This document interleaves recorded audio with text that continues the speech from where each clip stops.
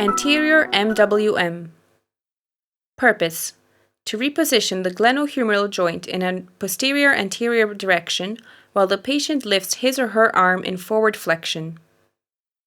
Patient position: sitting with head and shoulders in axis. The therapist should correct scapular displacements before performing the exercise. Therapist position: ipsilateral to the shoulder you are treating. Hand placement: place the thenar eminence of your right hand on the posterior face of the patient's right humeral head and encircle the posterior lateral face of the shoulder with your fingers.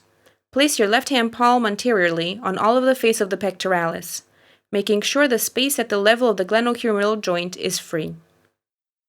Procedure: mobilize in PA direction with the thenar and hypothenar eminence of your right hand, following the direction and the axis of the glenohumeral joint.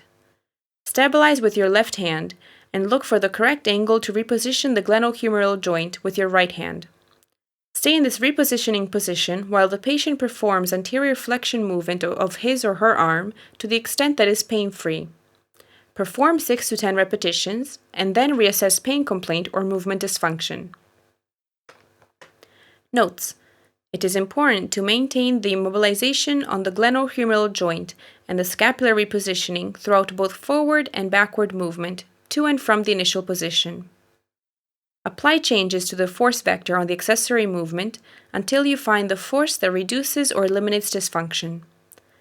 Make sure you apply an appropriate force and direction in repositioning, since an excessive force or an incorrect direction may cause pain and limit the application of the exercise.